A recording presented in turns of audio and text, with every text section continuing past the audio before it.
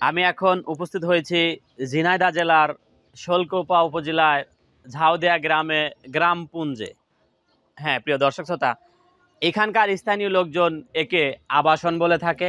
আর আমি উপস্থিত হয়েছি এই আবাসনের লোকজনের খোঁজ খবর নিতে। কেমন রয়েছে এখানকার হিন্দু মুসলমান, তাদের ঘরের ভিতরটাই বা দেখতে কেমন, কিভাবে তারা জীবনযাপন অতিবাহিত করে তার কাহিনী শুনতে। আর সেই সাথে আমরা একটি ঘরে ঢুকে দেখব কয়টি রুম রয়েছে, দেখতে কেমন, আর ঘরের ভিতরেই বা কি কি রয়েছে তার বিস্তারিত। প্রিয় দর্শক, চলুন আমরা দেখে আসি এই আবাসনের সুখ দুঃখ, হাসি কান্না, পাওয়া না পাওয়া জীবনের গল্প।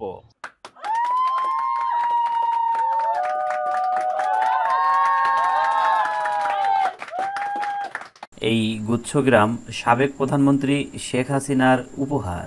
বঙ্গবন্ধু শেখ মুজিব শতবর্ষ উপলক্ষে। কেমন আছেন আপনারা? কি করেন? আরে বাবা, তো মহা খুশির খবর। ছেলের বিয়ে কোথায় দিচ্ছেন? আচ্ছা, আয়োজনের মধ্যে কি কি আছে যদি একটু বলতেন। এগুলো করবেন। প্রিয় দর্শক, আমি এখন এই মুহূর্তে দেখছি বিয়ের আয়োজন। দেখুন, যেখানে থাকার কথা শত শত মানুষ, আত্মীয় অতিথি এসে বাড়িতে ভরে যাবে, সেটা তো নেই। আমি দেখতে পাচ্ছি হয়তোবা ঝোল রান্না করবে, মাছ অথবা ডিমের, অথবা ঘন্ট করবে। আর এভাবেই হয়তোবা বিয়ে হয়ে যাবে এক সময়। আর এটাই বাস্তবতা। ওই বাড়ি বিয়ে নাকি? মুসলমানি? কি করেন আপনি? আচ্ছা, কে ভিতরে করা যায় না? ভিতরে ভিতরে করা যায় না? এখানে নিরিবিলি। আচ্ছা, এমন একটি উদ্যোগ নেওয়া হয়। গ্রাম বাংলার অসহায় সম্বলহীন, নদীর ভাঙনে ঘরবাড়ি হারানো মানুষগুলো স্বাচ্ছন্দ্যে থাকার পাড়া বা জায়গাকে বলা হয় গুচ্ছগ্রাম। অনেক জায়গায় আবার আবাসনও বলে থাকে। ঘরের মধ্যে রয়েছে দুটি রুম, একটি রান্নাঘর ও একটি বাথরুম।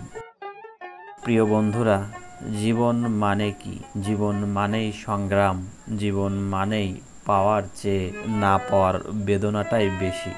তার জলজান্ত উদাহরণ হতে পারে এখানকার এই মানুষগুলো। পেশাগত দিক থেকে কেউ বাজারে কুলির কাজ, বাদাম বিক্রি, ঘরের কাজ, কেউ বা আবার রিক্সা চালিয়ে থাকে। মজার বিষয় হলো, এক পাশে মুসলমান, অন্য পাশে সনাতন ধর্মাবলম্বীরা বসবাস করে।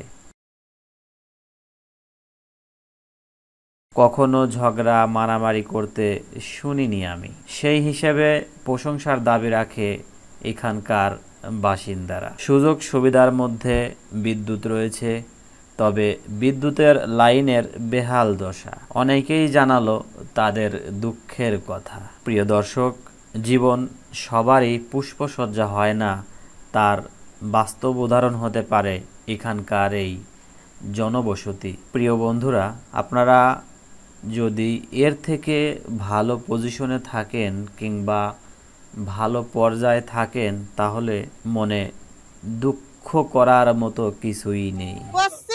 আমরা যে চালটা আমরা এই জায়গা পাই 10 কেজি করে চাল আসে, আমরা পাইনি। এবার ঝরকা থাকি করে পরে হেনকার লোক নিয়ে যায় 4 কেজি চাল মোটে দিছে।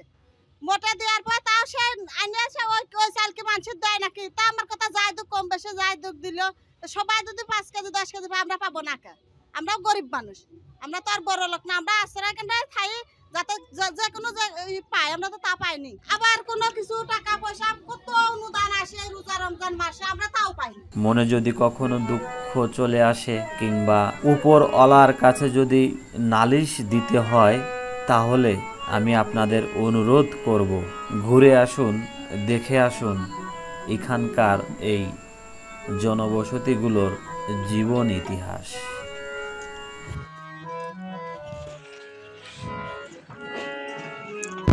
আপনারা কেমন আছেন একটু জানতে আসলাম। কেমন থাকো, আমার যে হলে রাখছে সেই হলেই আছে। এখন সমস্যা, আমরা কারেন্ট বাঁচিনে আমরা খুব কষ্টের ভিতরে আছি।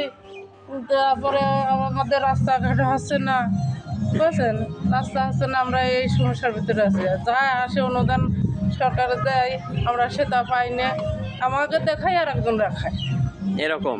বুঝছেন। তবে কারেন্টটা খুব দরকার, তাই না? আমাদের বিশেষ দরকার, কারণ খুব দরকার, আমরা বাচ্চা কাচ্চা নিয়ে খুব কষ্টের ভিতরে আছি। বুঝতে পারছি। আর এই জীবন ইতিহাসটা শুনলেই জীবনের সমস্ত দুঃখ কষ্ট, পাওয়া না পাওয়ার দুঃখ গ্লানি ঘুচে যাবে চোখের পলকে। প্রিয় বন্ধুরা, বিধাতার কাছে নেই কোনো অভিযোগ, নেই কোনো নালিশ। যেখানে যেভাবে রেখেছে আমরা সবাই বলি আলহামদুলিল্লাহ।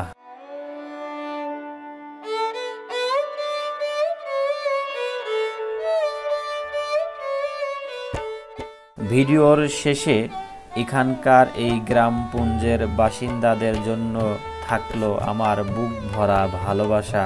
সেই সাথে তাদের দুঃখের দিন একদিন যাবে সেই কামনা করে আমি আজকে এখান থেকে বিদায় নিচ্ছি।